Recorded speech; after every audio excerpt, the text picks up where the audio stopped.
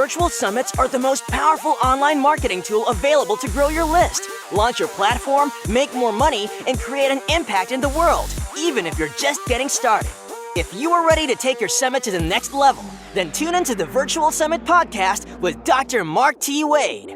Hi, I'm Dr. Mark T. Wade, founder of Virtual Summit Software and creator of the One Day Summit Formula. And I'm on a mission to help you, the summit host, get your summit out to the world in a powerful and impactful way. So let's get started.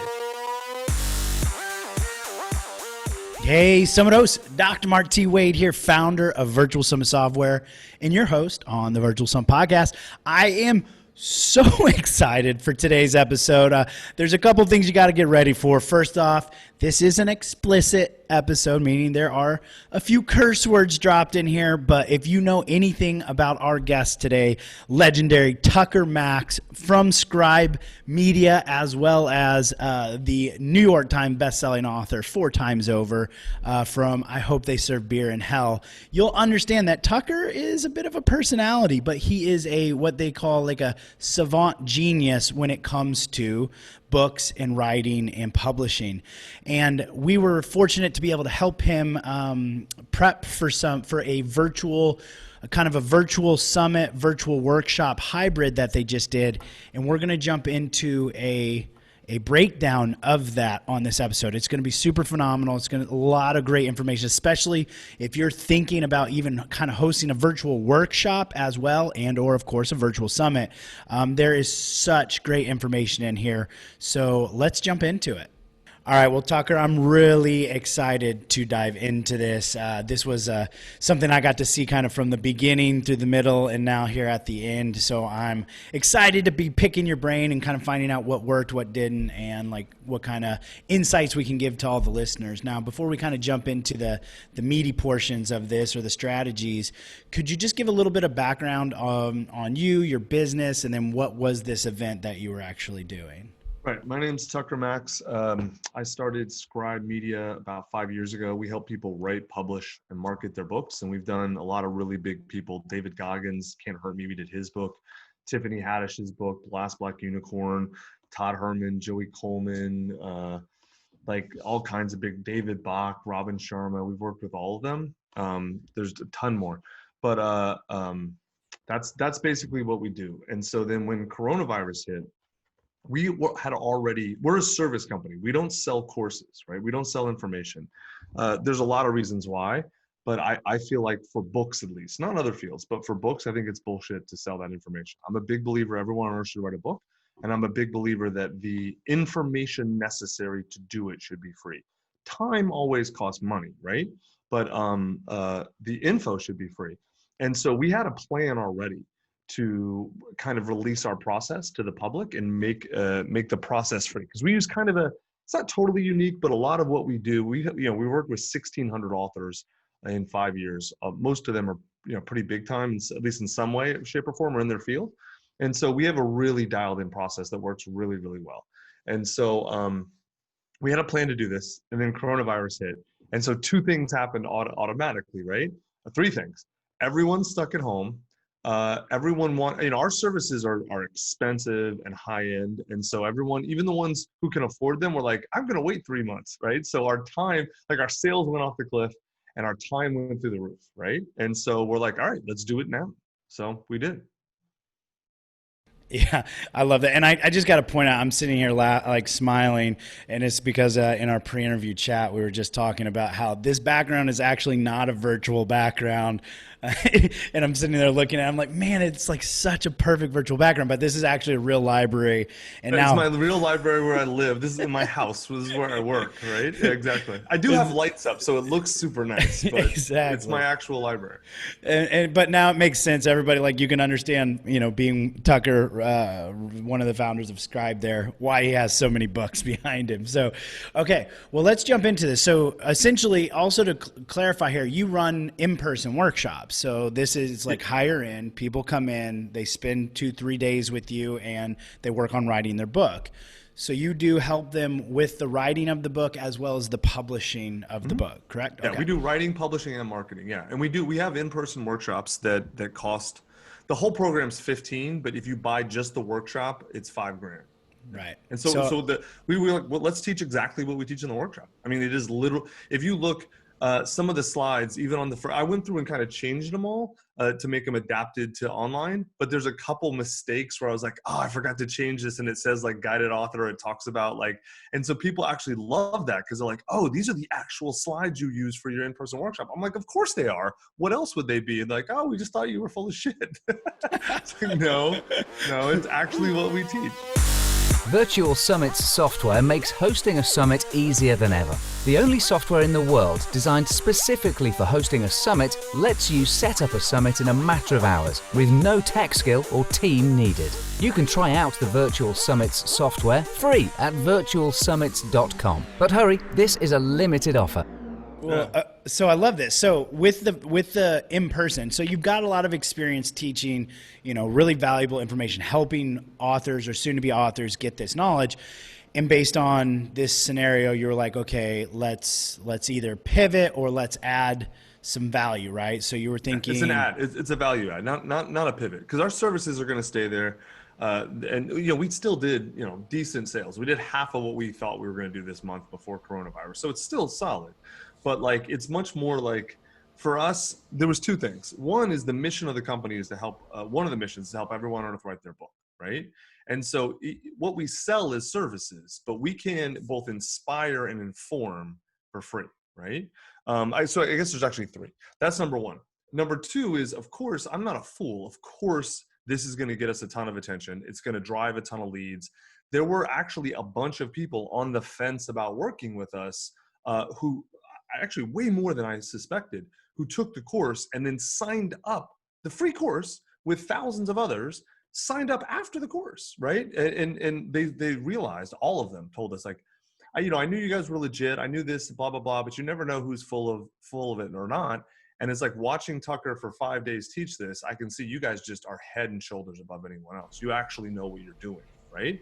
And so like, I knew that would happen some. It happened to a degree that shocked me. Like there were, I can't tell you percentages because I have no idea, but there were a huge number of people on this free summit who could afford everything we sell 10 times or 100 times or 1,000,000 times. There were people on the summit who could buy our company, right? Easily out of their checking account. I mean, there were some crazy successful, accomplished people. It wasn't just a bunch of dregs and idiots. So like, a lot of people had this concept that like digital summits are like, oh, it's people who can't afford to pay. Okay, they're there. But like there were so many high-end people.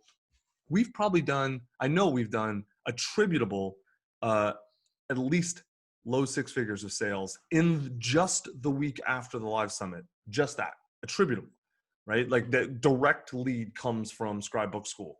And dude, I would say half of these people already knew about us. They already knew who we were. They knew our process. They knew our reputation. But our field has a lot of clowns. Just like the whole book writing, publishing space is full of clowns. Like, a lot of these people, right? These 20-year-old idiots or these dudes people who've been marketers their whole life who don't actually know writing. They don't actually know books. They just know how to sell, and they can sell anything. So they come into this space and they talk all their nonsense and I'll make you a bestseller in 3 hours and blah, blah, blah, blah, all that BS, right? So then they turn on and they see me. I have all the credentials in the world. And then for 5 days, I walk them through every detail, everything, take questions. We hot seated people, like brought them out of the audience, right? And put them on Zoom and just ask like, okay, tell me, what they'll be like, okay, I'm having a problem positioning. So they would walk through their positioning and they'd hear us work it out. And people would be like, oh my God. And they understand and they get it, right? Which is funny. This is the same argument I tell people about books. This is why to write a book. So you can show people you are the expert, right? It used to be having a book was good enough. Now you have to have a good book because not everyone, but lots of people have books. But a bad book hurts you, whereas a good book helps you. So going online for 5 days was a risk for us in the sense that if I looked like an idiot or I didn't know my shit, I would be exposed. But I am that dominant 800-pound gorilla in this space, right? Like I mean this with the most humility I can. The New York Times said I invented a literary genre. I can do few things well in my life, but I can motherfucking write.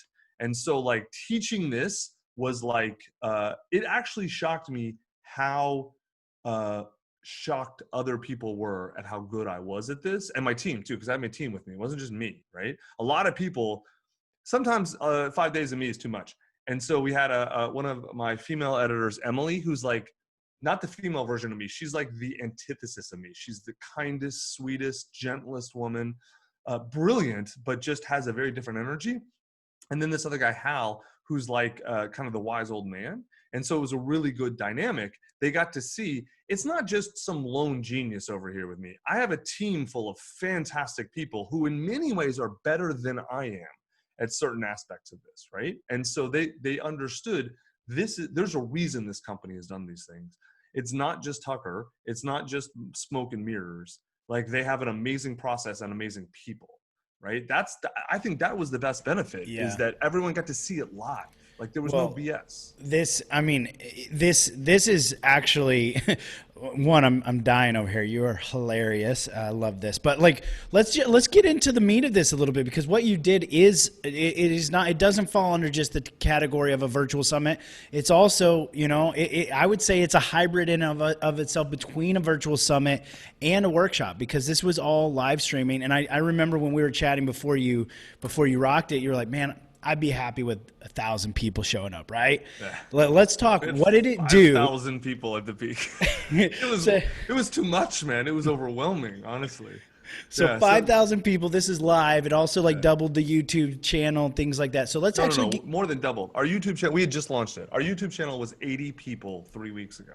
80 people, and I think all of those people worked for us, right? It just crossed 2,000. Awesome. And it's steadily adding a couple hundred a day now. And dude, we just did this once. We're doing it again at the end of the month, and we haven't created a funnel for this at all. Like, we haven't done anything to market except go out to our list, like the company's list, my personal list, and then like Ben Hardy's a good friend of mine, who's someone you should probably talk to. He emailed about it to his list, and the Hustle emailed about it. So like, and those are two big lists. So like, but that's it. That's all we did. Nothing else. We have not done any funnel or promotion yet. Dude. Well, so let's get into it then. So let's call it. I'm gonna say it's probably more of a virtual workshop, just because it was live streamed the whole time you were teaching. They were getting a result out of it, versus a virtual summit where a lot of times pre-recorded and people kind of pop in, they get some stuff out of it. Well, let's jump into it. So talk to us about the layout. You said 5 days. Right. How did you break it down? How was it set up? Okay, so we taught two different things. We taught how to write a nonfiction book, and then how to write a memoir, right? So nonfiction book was Monday, Tuesday. Memoir was Wednesday. Thursday, Friday were 2-hour Q&As, right? So what I did day one, the way we started, first Charlie introduced everything, right? He was, Charlie Hone. So Charlie was like kind of the MC, right? And which I think is super, super important. If you're gonna teach, that's a big learning for us, is I can't be the MC. We kind of joke internally, like, I'm the delicate genius, right? You don't want me touching the fucking webinar controls. You don't want me, controlling who's in and out or speaking, because I will screw it up. I just need to focus on teaching. And so Charlie was an amazing MC. He learned Zoom webinars and all. He knew it well, but he had it dialed and had everything set up. So then he did a really good 5 or 10 minute intro on how to use Zoom webinars, right? So if you have questions, put it in Q&A, comments, or whatever, put it in chat. And so he taught people exactly what to do, how to use it, right? What to expect, told them everything that was coming. Told them, what the style would be like, everything. So he completely set proper expectations, both from us and what we want from the audience, right? Then I came on, and the first thing I did is, should you even write a book, right? So I did, and it wasn't long. And I told him, I said, my assumption is if you're here, you should write a book, but let me give you some things to think about. And so kind of walk through that. And honestly, Mark, probably 20% of the people dropped off immediately, right? Which was great, because I don't want you wasting time on the thing if it's no use to you, right? You're just going to hate me. You'll love me if I say, hey, this isn't for you for this reason. All the things, if you're writing a novel, not us. If you're writing a children's book, not us. So all the things that we aren't and that you aren't going to use. And those people were like, okay, cool. They may not love us, but they don't hate us now. And so they're happy. All right, that guy was honest. Cool. So then so we had 20% drop off, which was fantastic, because you get rid of those. Then I went through what kind of book should you write, right? Because we're teaching too, a sort of a business prescriptive teaching nonfiction style, which is what most nonfiction books are, or a memoir. And so I went through that, and that really took a lot longer than I thought. One of the big learnings I had was I did not account well for the difference between who shows up at a workshop, an in-person paid workshop of $5,000 plus, versus someone who will show up to a free online teaching, right? Even though it's a big commitment of time, there were the people who show up in person tend to be, and I don't mean this as an insult, because like I said, there were some super ballers on the live summit, but there's almost no one lower end, right? Everyone's really smart, everyone's really accomplished, everyone can afford this, everyone can take time out of their schedule, they're a traveler, there's a level of success they've reached. And so we can kind of have a base level line assumption if they're in the room, right? And I knew this, I didn't fully account for how much the change would be, right? And so one of the things I expected which book should you write to take 10 minutes, 15 minutes. It took 30 or 45 because like the Q&A blew up with questions. And so part of what we did, the way we broke it, Charlie was watching me. Emily and Hal, the people I talked about before, my two senior editors, or two of my senior editors, they were watching the Q&A.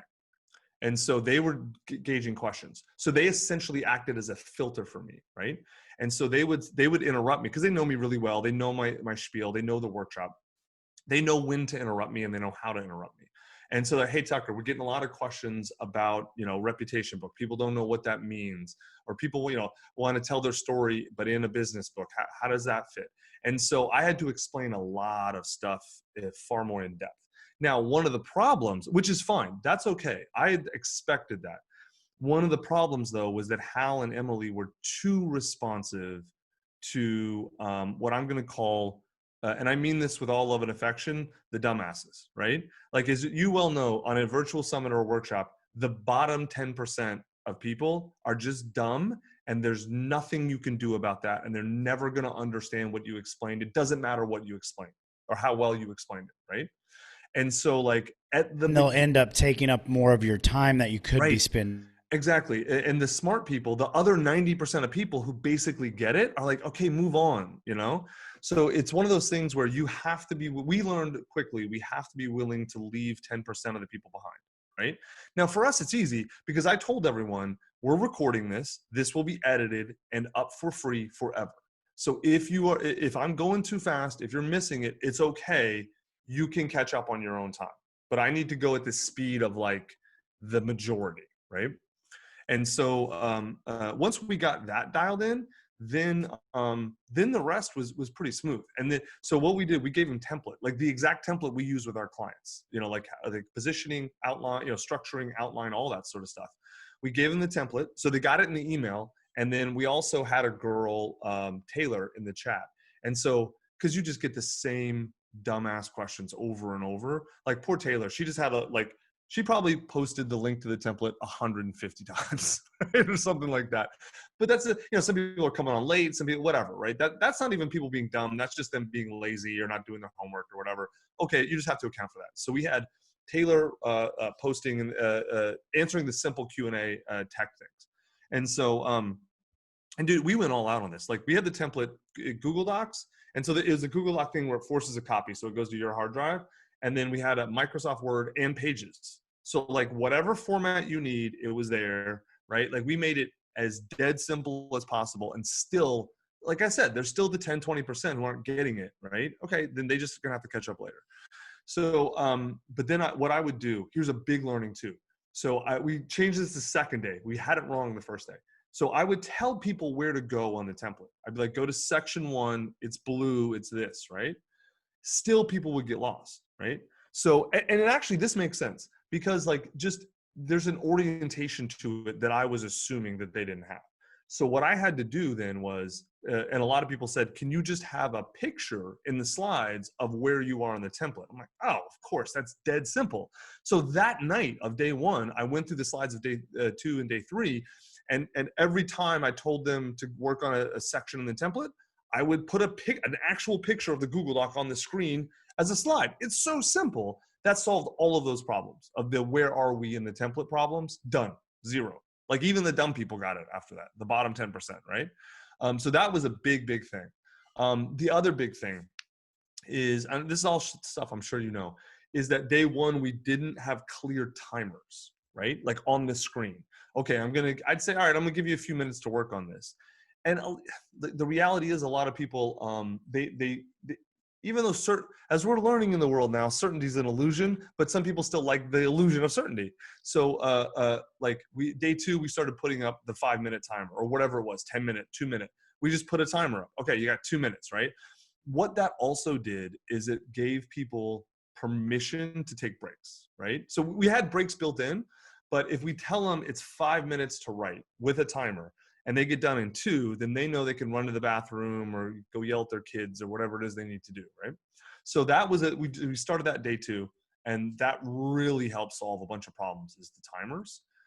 Also, simple things. Like we told people, you're welcome to work ahead, right? Like, which again, a lot of people feel like they need permission to do these. You and I are the type of guys, we'll just do it anyway, but that's like 5-10%, right? Most people want permission. Be sure to check out the speaker management tool inside your Virtual Summit software, which lets you quickly and easily recruit and manage your speakers on your virtual summit, literally eliminating hundreds of hours of work. Get more information at virtualsummits.com. The other thing, oh God, dead simple. So the templates, we didn't get this done in the first session, but the next one, April 28th, 29th, we're doing it again. Same live teaching, everything. We're gonna go live again. In the template, we should put all the actual instructions and links to follow-up docs and examples, things like that. So we had it all in the slides, right? But like I can put the same instructions in the template, and then it gives people, at minimum, it gives them repetition, but also it helps them it makes the friction easier, right? They can see examples right there. Now, we wouldn't do that for the workshop people because they're in the room with us, and so it's a different thing. But this is a thing where online diverged a little bit from in person, is we make the templates, we stack more info into the templates, sort of like a course, right? We weren't thinking about the workshop like a course enough ahead of time, like an online course, because it was like, oh, it's live, you just do it. We realized like an online workshop should be the best combination of live and online course. That's the big learning that I think we came to. And so the next one is going to incorporate all of those things. I think it's going to be way smoother, because here's the thing. Because a lot of people in my team are like, oh, well, you've done it live once. They can just watch the videos. I'm like, dude, the energy is totally different. There are just a certain set of people who they're going to tell themselves that they'll do the course. They're not, right? But if you are live there, then that's an accountability thing for them. And they feel really responsible, and they also love that energy. Even if you never, we had thousands of people, like even though the peak was many thousands, we had sustained like anywhere from 1,000 to 2,000 over the course of the thing, right? So there was a huge core group who stayed with us, and most of them didn't get their questions answered, although the vast majority did. But even though the ones that didn't still loved that they could ask questions, and because my team was still in the chat and the Q&A interacting with them, and so they almost felt like they had an in-person workshop. Right? So like that can't be replicated over video. It doesn't matter over a passive video. It doesn't matter what you do. There is no way to replicate that. I'm not sure how often we'll do live training, but we're gonna do at least one more. And then maybe bi-yearly, quarterly, depending on what kind of funnels we can build and what kind of reaction we see. Like if we're getting 2 to 10x signups for a live thing in the future, we'll keep running this for quite a while, because clearly the ROI, even if the ROI is just increasing our close rate on people already interested, it's still worth every fucking dime. You know what I'm saying? No, this is great. And I love this. You've just given us so much amazing information here. I definitely love the fact that you pointed out having an MC or somebody to handle tech, because if you are the one teaching. Well, that was you. That was your idea. You were like, just so the listeners understand, at least 50 to 70% of this, Mark told me ahead of time, right? So the stuff I got right because Mark told me. The stuff I got wrong, either he didn't tell me or he told me and I ignored, right? So I'll give you a really good example when you told me. So my backup computer, backup everything, right? And I was like, I don't need a backup computer. Lo and behold, I do. Dude, you told me, Mark told me, so the listeners understand, Mark told me literally, he said, have backup everything. And he said, when I say everything, I mean everything. Ethernet cable, computer, camera, mic, have a separate set so that you can have someone else running it from your house. And we had 2 different things in my house break, go down. And so like, if I had not had the backup, we would have been yeah, that was a big one. I'm glad you point that out because that is so true. And I mean, most people, once you do a long live stream, like you've just done 5 days, you'll figure it out. Like if something can go wrong, what is that? The rule of whatever, like if redundancy. You gotta be redundant systems. Yep. If it could go wrong, it will go wrong. So just have it there. It's always better to have it and not need than to need and not have. So I'm really glad you pointed that out. And especially people that are doing like if you're doing a pre-recorded virtual summit, not as big a deal. But when you're doing a live stream workshop like this, 5,000 plus people on it, you do not want downtime because they disappear. If it's an in-person workshop, you say, hey guys, hold tight, chat with each other for a minute, let us fix this. They don't get up and leave the room and never come back. If it's live streaming, they do. So, and they think you're stupid, right? Even if it's like not your fault at all. Okay, so day 2, we had an issue with Zoom. Like, Zoom's doing amazing, all things considered, but basically Zoom dropped the entire webinar and then brought everyone back all at once, except to 2 different rooms. So like it split the webinar. So like even my team, like Charlie and Emily were in one room and me and Hal and Taylor were in another, and we couldn't figure out what the hell. So basically we told everyone, literally close out of Zoom and just come back onto the thing. And then everyone came back on. We probably only lost 5 or 10% of people for that, but that was day 2. So by this point, these are the committed people. Yeah. And this is just another great point. Plan and be ready. You can kind of preempt a lot of these problems in people's minds, even the ones you don't know that are going to come.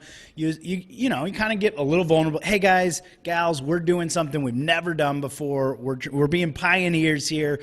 They get excited about it. You let them know we're gonna have some bumps along the way, but we'll get through it. And so the ones that get all upset about it, you don't probably want them around anyways. Now, I've got some questions I want to dig into this. You literally poured out so much good information. I highly recommend everybody go back and re-listen and watch this just to pick those pieces up because that was some of the most valuable information we've talked about yet on this. I want to position this in a way because we're talking, again, more about a virtual workshop here. And I've been having lots of calls with people who have in-person workshops or even people who have online businesses and they're doing like multi-day summits. And they're like, but how do I monetize? And I'm telling people, do a virtual workshop. Now, I know you gave yours away for free, right, but would you see value in people being able to actually even charge for something like this? Most of the high-level people that were watching this messaged me afterwards and said, dude, I felt awful. I felt like I should have been paying you. They're like, this is terrible. Like they felt bad. You wouldn't believe some of the people that have reached out to me in the past week that like want to do calls with me. And they're like, hey, I'm an expert in field X. I just want to tell you everything I know because I feel like I owe you shit. Right? So you can absolutely charge for these 100%. We decided not to, because the branding benefit for us was big enough, right? And also, just quite to be completely frank, Mark, like I want to put our competitors out of business, and almost every single competitor of ours, their main revenue is selling these courses. So if you're in the online space at all, and everyone is now, especially post-corona, if you can give away for free what other people sell, you will put them out of business. And so we are giving away best in class course about how to write a book. So now our competitors over time are going to either have, especially as we build our funnels and become super well known for this, they're going to either have to get into services, which good luck for them, because I know what the hell that is, how hard that is to build that at scale, or they're going to have to sell to us or pivot to somewhere else. Right. So like, because no one teaches book writing has my credentials and teaching ability, and also a massive high level top tier services firm behind them. We did well into the 8 figures in revenue last year. We got a real CEO who runs this. Like, I'm just the face for books, man. I'm not the company, right? And so like there are a few people who have good credentials who teach. They have no agency or company behind them, right? And then there's a few people with companies, they have no credentials. Right. So, Well, and I love how you pointed this out too, because typically virtual summits, that's the relationship building strategy. It's not the monetization strategy. Virtual workshops are typically like a monetization strategy, but even in the light of what you've just done, it is a huge relationship building strategy. And if you can give away top information and build relationships with all of these people, they want to go further with you. So I think that's another really important reason why virtual events in general are so powerful and important. I think we're going to do both too. Just as I don't think they trade off. Like we started with the virtual workshop because we are at our core a teaching company, and we have the best stuff.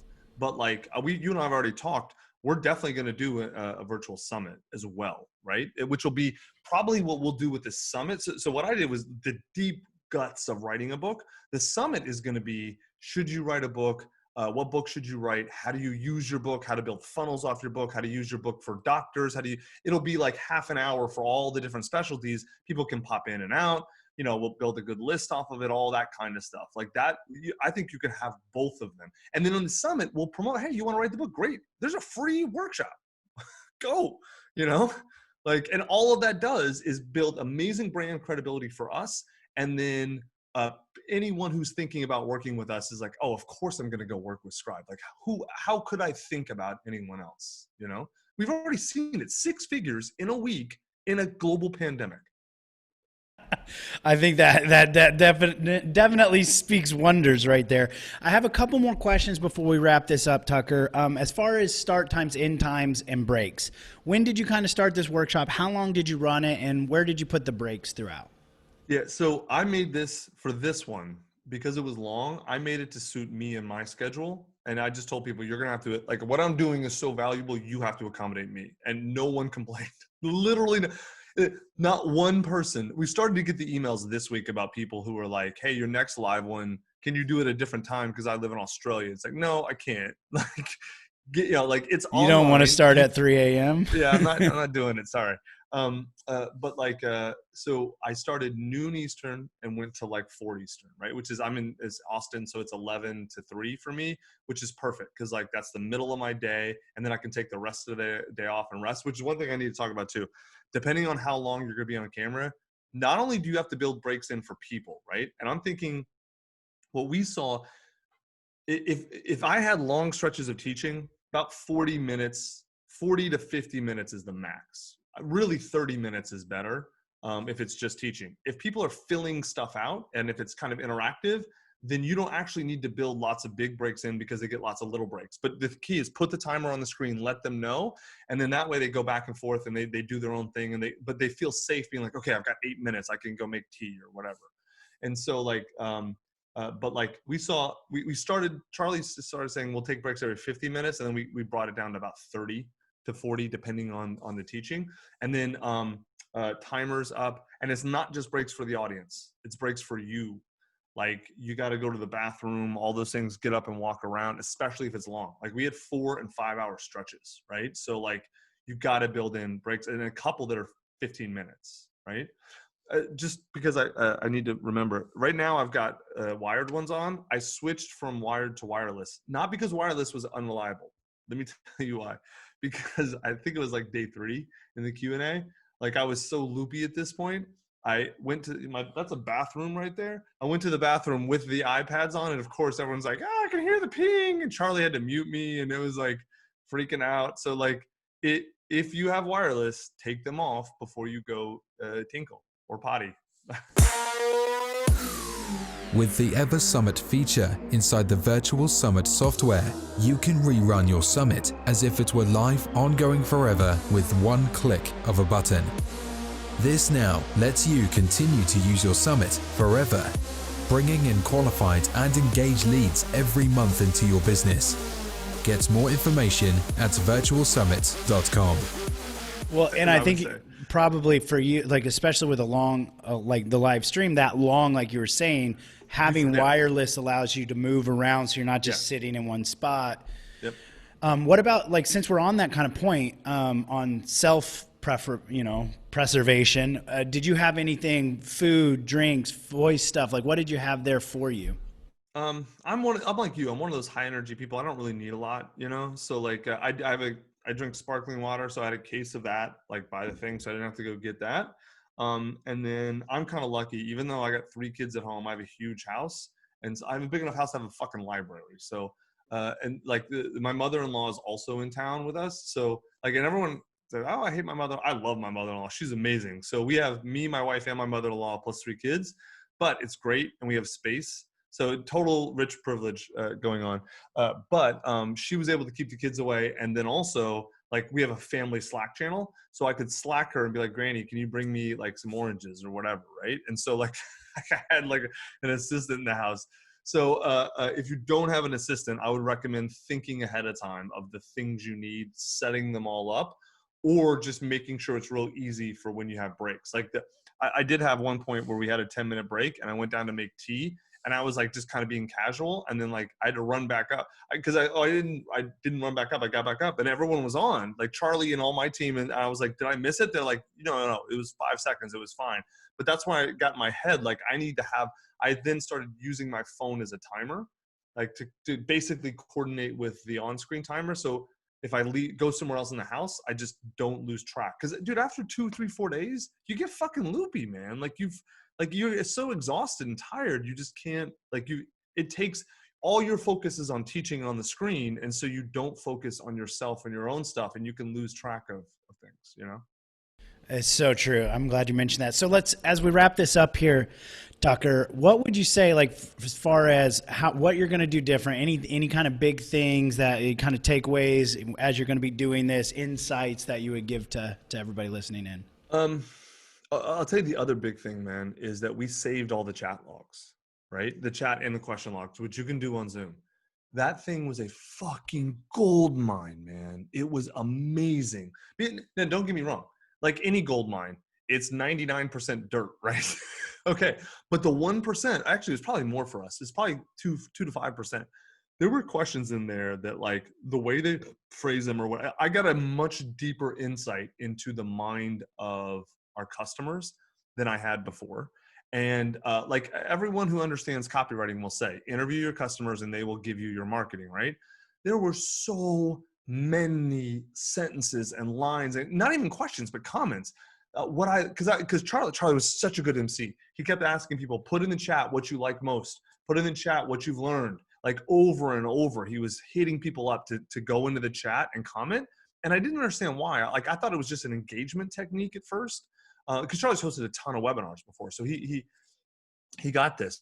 But like, it's not just an engagement technique. You're getting feedback the whole time. And so I started looking through our chat logs, and I was like, my God. Like, forget just the testimonial, which we had off the charts testimonials about, like, especially by day 4 and 5, which were Q&A. People were like in tears and like, thank you so much. And this has changed my life. And I mean, amazing, just endless, amazing stuff that if I wrote it myself, I think this is too much. No one will believe it. Right. But the feedback into, oh, I totally got this phrasing unlocked it for me. Or people being like, hey, what if you phrased it like this? And I'm like, fuck, that's genius. They're totally right. You know, like it's not like I don't learn from my audience. We had at least 5 or 6 things that we're going to change in the presentation for next time, that I got ideas directly from the audience, and not even suggestions, or not even questions. There were a few things where they asked a question and unlocked something for me, but there were others where they were like, hey, what if you did X? And I was like, oh man, that's so totally correct. So we're going to have nothing fundamental will change. It's all the little things I talked about earlier. But those little things make a huge difference, man. I mean, that's the difference. But the little things are the difference between chicken shit and chicken salad a lot of times, you know? That is true. Oh my God. Yes, let's have some chicken salad. I'll take that for sure. Yeah, right. Exactly. Well, dude, this has been phenomenal. There's no way I'm letting you off this without letting everybody know where they can go check more into Scribe as well as future live streams, because I know people are perked up about this now. So let them know where you're hanging out and how they can get more information. The best place to go is scribebookschool.com. just go there, because that's what we call this thing, Scribe Book School. It's a permanent thing, and this is like we're going now. Go there. You'll see that's the landing page. You can enter your email, and then you get signed up. You'll see the whole. It'll tell you when the April live stream is, so you'll get that email immediately. I think it's the dates are on the page, but then it gets you the sign up, the Zoom link, and then you get the course page, and so you can start working through it ahead of time. My guess is we had a lot of this stuff up. So what happened was probably 10 or 20% of our audience who showed up to the live stream had already started working through stuff, which was actually really great. My guess is that will be 30, 40, 50% in April, right? I don't think we'll get as many people just because like this won't be new, but I think the ones we get will be way further along and ask way better questions, and we'll have already worked through a lot of stuff, and we'll be coming for clarification and sharpening, which will be great. So you can actually go look, you can do everything's there. You can go do your whole book for free before the April thing if you want, and then come with questions or just see everything we did. You can just see it all. And then April is going to be way better. We're going to film April too, and probably replace most of the videos with April because it'll be just more dialed in, you know? This is awesome. So we'll link to all that. We'll put this here so everybody can go check that out. Tucker, appreciate you very much. Appreciate your time. Thanks for sharing these insights. And I'm excited for your virtual summit to come up at some point as well. I'm excited as well. Well, have a great day, brother. Thanks, man. Thanks again, Tucker, and thank you, all of you Summit hosts, for tuning in today's episode with Tucker and I. I'm Dr. Mark T. Wade, your host here on the Virtual Summit Podcast. And don't forget, your message matters, so go out there and make an impact in the world. Do not forget to check out the show notes to get access to all these amazing gems and links to all the goodies that Tucker just shared with us. And I'll see you on the next episode. Thanks for listening. Now don't forget to subscribe and leave a 5-star review on the Virtual Summit Podcast. Head over to the show notes to check out all the links and resources from this episode, and be sure to grab your free trial of the Virtual Summit software. Now, I want to end this episode by saying to all the Summit hosts listening right now, I believe in you, and you can do this. Summits are by far one of the most powerful ways to quickly grow your list, launch your platform, make more money, and most importantly, make an impact in the world, even if you're just getting started. So don't get caught up in analysis paralysis, because the world needs to hear your message, and there are people who are waiting for you to help them. So just get started, because imperfect action is always better than no action. Thank you, and see you on the next episode.